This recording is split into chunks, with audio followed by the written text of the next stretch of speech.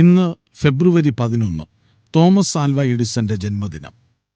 Electric bulb കണ്ടുപിടിച്ച അമേരിക്കക്കാരനും ഗവേഷകനും വ്യവസായിയുമാണ് Thomas Alva Edison.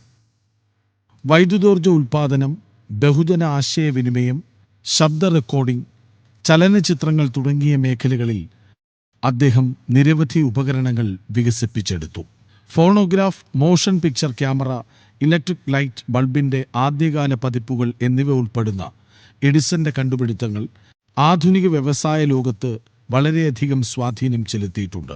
നിരവധി ഗവേഷകരോടും ജീവനക്കാരോടും ഒപ്പം പ്രവർത്തിച്ച് സംഘടിത ശാസ്ത്രത്തിൻ്റെയും ടീം വർക്കിൻ്റെയും തത്വങ്ങൾ കണ്ടുപിടുത്ത പ്രക്രിയയിൽ പ്രയോഗിച്ച ഒരാളാണ് എഡിസൺ. ആദ്യത്തെ വ്യാവസായിക ഗവേഷണ ലബോറട്ടറി സ്ഥാപിച്ചതും എഡിസനാണ്. പിന്നീട് പോർട്ട് ഹ്യൂറോണിൽ നിന്ന് ഡെട്രോയിറ്റിലേക്ക് ഓടുന്ന ട്രെയിനുകളിൽ പത്രങ്ങളും മിഠായിയും പച്ചക്കറികളും വിൽപ്പന നടത്തുന്ന ആളായാണ് തോമസ് ആൽവ എഡിസന്റെ ജീവിതം തുടങ്ങുന്നത്. തൻ്റെ സമ്പാദ്യം കൂടുതലും അദ്ദേഹം ഇലക്ട്രിക്കൽ, കെമിക്കൽ പരീക്ഷണങ്ങൾക്കുള്ള ഉപകരണങ്ങൾ വാങ്ങാനായാണ് ഉപയോഗിച്ചത്. പിന്നീട് ഒരു ടെലിഗ്രാഫ് ഓപ്പറേറ്ററായി. ഇത് അദ്ദേഹത്തിൻ്റെ ആദ്യകാല കണ്ടുപിടുത്തങ്ങൾക്ക് പ്രചോദനമായി.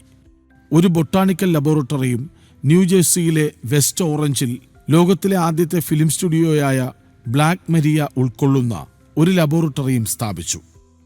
1093 US പാറ്റന്റുകളും മറ്റു രാജ്യങ്ങളുടെ പാറ്റന്റുകളും സ്വന്തം പേരിലുള്ള എഡിസൺ അമേരിക്കൻ ചരിത്രത്തിലെ ഏറ്റവും മികച്ച ഗവേഷകനായി അറിയപ്പെടുന്നു.